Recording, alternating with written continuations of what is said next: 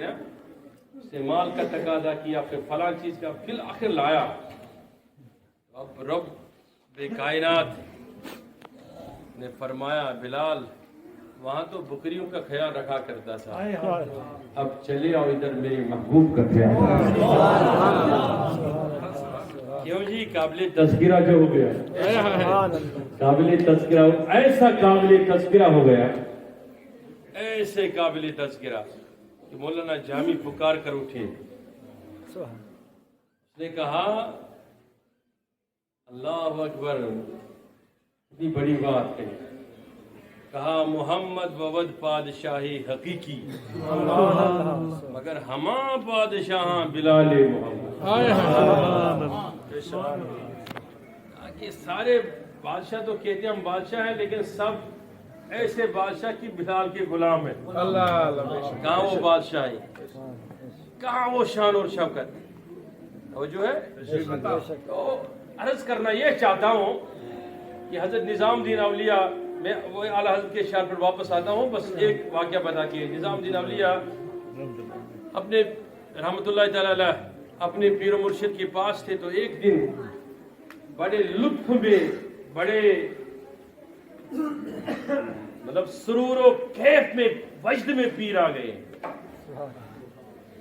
اللہ اکبر. بابا فرید الدین شکر گنج علیہ رحمۃ. تو ہمارے یہاں کشمیری میں ایک لفظ کہتے ہیں کہ پیر کا سماٹن. ہاں، اس کا گوجری میں کیا ہوگا یہ معلوم نہیں ہے. یہ اردو میں یہ ہوگا کہ پیر کا دل پگھلنا چاہیے. کیوں حضرت؟ ہاں، نرم ہونا چاہیے. پیر کو دل نرم ہونا چاہیے. ہاں، پیر کا دل نرم ہو. اب سنیے گا، نرم ہو گیا. ایک دن وہ کیف سرور میں آ گیا. کہا نظام الدین بتاؤ کیا بننا چاہتے ہو؟ وہ بنو گے کہ محب بنو گے؟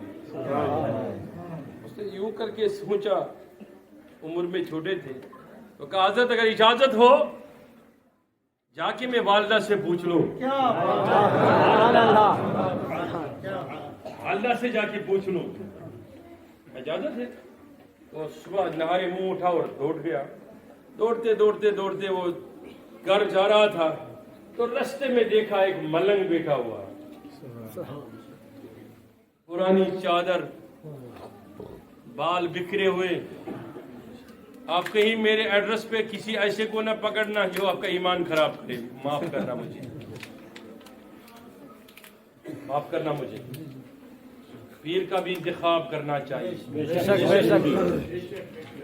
اور دنیا کی کسی لالچ میں اگر پیر کو حاصل مت کرو. پیر ایسا کرو کہ تمہارا ہاتھ پکڑے اور سیدھا مصطفیٰ علیہ السلام کے ہاتھ میں دے. پیر ایسا ہو تو وہ تمہیں اپنا گھر نہ دکھائے بلکہ مصطفیٰ کا در دکھائے. وہ یوں کر کے بیٹھا تھا، پلنگ کو فقیر بیٹھا تھا ایسا یوں کر کے. وہ دیکھ رہا کہ ایک خوبصورت، اللہ اکبر، مہکتا چراغ جیسا جا رہا ہے. تو یوں کر کے کہا اے بچہ، اے جوان، کہاں جا رہے ہو؟ اس نے جواب کچھ خاص نہیں دیا. کہاں محبوب بننا ہے کہ محب بننا ہے؟ وہ حیران رہ گیا. کہاں میری شیخ کی بات ہم دو کے بیچ میں ہوئی تھی اور اس کو کیسے پتا چلی؟ کوئی آیا نہیں، گیا نہیں، اس کو کیسے خبر؟ وہ رک گیا. یہ نہیں پوچھا آپ کو کیسے پتا، کیونکہ اس کو معلوم تھا کیسے پتا ہوتا. سبحان اللہ. یہ نہیں پوچھا. کہا حضرت آپ بتائے محبوب بنوں کہ محب بنوں؟ کہا مجھ سے کیوں پوچھتے ہو، جب ماں سے پوچھ کے آؤ. سبحان اللہ، سبحان اللہ، سبحان اللہ، سبحان اللہ. ہم سے کیا پوچھتے ہو، ماں سے پوچھو. کہا حضرت نہیں آپ بتائیں. کہا نہیں ماں سے پوچھو. اگر ماں جواب نہ دے تو تب آنا، کل میں بھی جواب دوں گا. وہ گیا، سیدھا گیا اور والدہ کے ہاں پہنچا. رات کو لیٹ پہنچا. والدہ سوئی ہوئی تھی. پیر پورے رات کو دبائے، خدمت کی، اور خدمت کرتے کرتے جب صبح ہوئی، صبح نکلتے نکلتے ماں سے پوچھا. اب وہ یاد ہے نا میں نے کہا کہ شروع میں آپ کو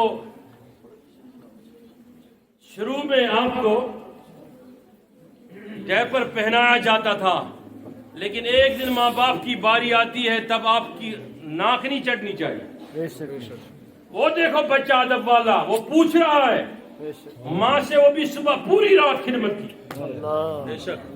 پوری رات خدمت کی. کہا ماں جاتے جاتے ایک مسئلہ تھا کہ کل رات کو میرے پیر صاحب بڑے موج کے سرور میں آئے، تو شیخ محترم نے فرمایا محبوب بنو گے کہ محب بنو گے؟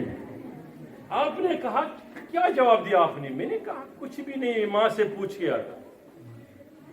تو اس نے کہا اچھا، وہ بھی پہنچی ہوئی تھی. کہا سیدھا رستے میں میرے پاس ہی آئے. سبحان اللہ. کہنے مسئلہ یہ تھا کہ یاد نہیں آ رہا تھا. بیچ میں ایک بزرگ ملے، اس نے کہا ادھر سے ہی یہ محبوب بننا ہے کہ محب بننا ہے؟ تو آپ نے کیا کہا؟ میں نے کہا ماں سے پوچھ کے آتا ہوں. اس نے کہا چلے جاؤ اسی سے پوچھو، جو وہ کہے گا وہی کرنا. نکل آئے جلدی جلدی چلے، تو پوچھتے پوچھتے جب ادھر آئے تو ادھر دیکھا وہ ہے ہی نہیں. دائیں بائیں پوچھا کہ وہ کل ایک درویش تھا یہاں پہ، کہاں ہے؟ کہا کون سا درویش؟ وہ کل ادھر بیٹھتا تھا. کہا کہ وہ برسوں سے ادھر ہی بیٹھتا تھا لیکن کل اس کی موت ہو گئی. کہا قبر کدھر ہے؟ قبر اگر آپ کو کے دل میں خیال آ جائے کہ ایسے واقعے یہ لوگ گھٹ گھٹ کے بولتے ہیں، چلو میں آپ کو ایک واقعہ سناتا ہوں کہ در رسول کا واقعہ ہے. اس کے بعد اس واقعے پہ آؤں. حضور علیہ الصلوۃ والسلام مسجد نبوی میں ہے اور ابو درداء بھی ساتھ ہے، اور بڑی معروف حدیث ہے.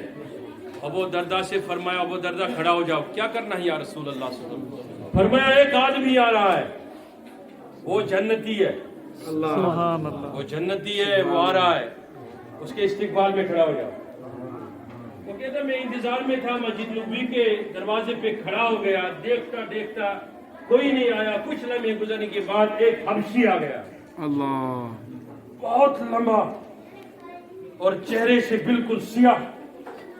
کہا وہ بھی کیسا آدمی، کسی کے ساتھ بات ہی نہیں کرتا، یوں آسمان کو دیکھ رہا.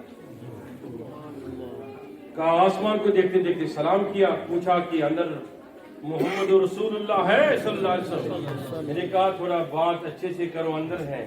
کہا کہ حضور علیہ السلام نے آداب تو پہلے سکھائے تھے کہ جنتی آ رہا ہے، میں کچھ جواب نہ دے پایا. کہا جب اندر آیا تو حضور علیہ السلام کو دیکھ کے سلام تو کی، لیکن سلام کرنے میں پہل نہیں کہ حضور ہی نے پہلے سلام کی.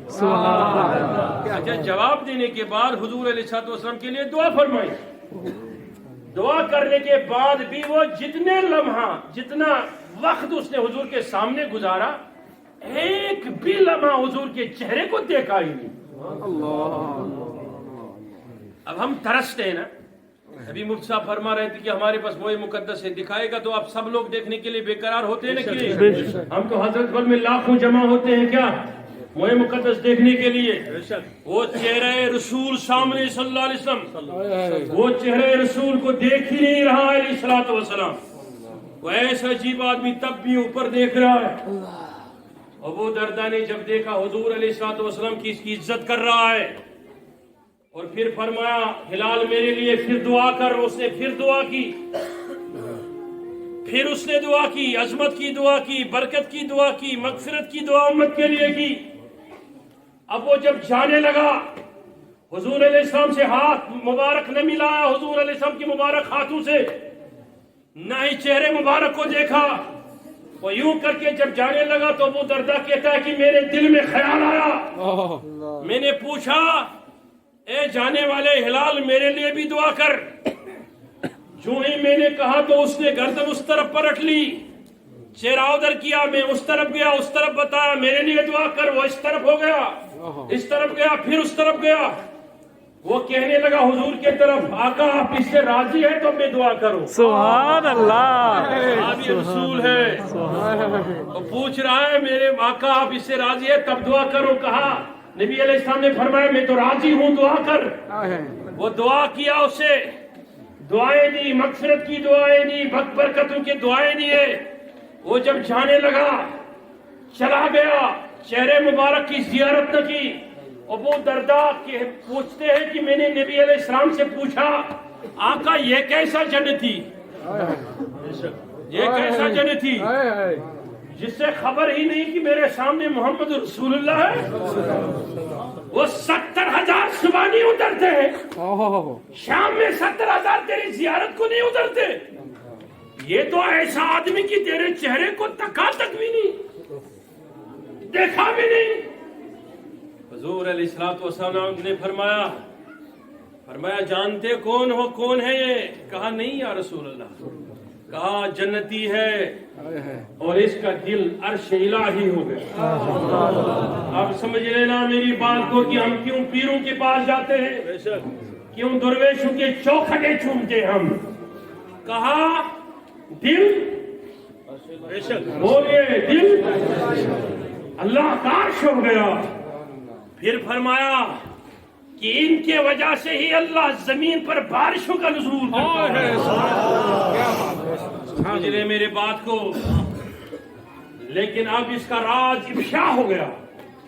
اب یہ زیادہ دیر زندہ تو نہیں رہ سکتا. اس کی وفات ہو جائے گی فی ثلاث یوم، 3 دن میں، 3 راتوں میں. کہ 3 دن گزر گئے.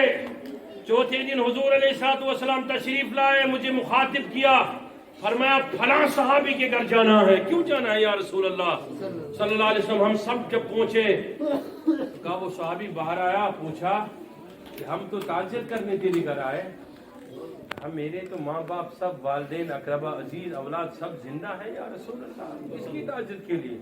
کہا نہیں، تیرے گھر میں تو موت ہو گئی ہے. وہ اندر گیا، پوچھا سب لوگ تو ٹھیک ہیں، زندہ ہے. باہر آیا کہ کسی کی تو موت نہیں ہوئی. حضور علیہ السلام نے فرمایا یہ جو میری زبان درفشاں ہے اس پہ حق ہی آتا ہے، حق آتا ہے. دیکھ لو. وہ پھر گیا دیکھنے کے لیے، نہیں ملا. تو حضور علیہ الصلوۃ والسلام نے فرمایا اپنے استبل میں جہاں اونٹ باندھتے ادھر دیکھ لو. وہ گیا تو دیکھا وہی حبشی تھا، سر کے بل گرا ہوا سجدے میں تھا، وفات پا گیا تھا. میں نے عرض کی آقا یہ کیا ہے؟ کہا جنتی ہے، اس کا نماز جنازہ ہم پڑھائیں گے، ہم قبر میں اتاریں گے اس کو. سبحان اللہ. تو وہ ایسے لوگ ہوا کرتے تھے جو راہوں پہ ملتے ہیں. وہ نظام الدین اولیاء کو جو ملا تھا ڈھونڈنے آیا، پوچھا لوگوں قبر کہاں ہے؟ کہا دیوانہ تھا. کون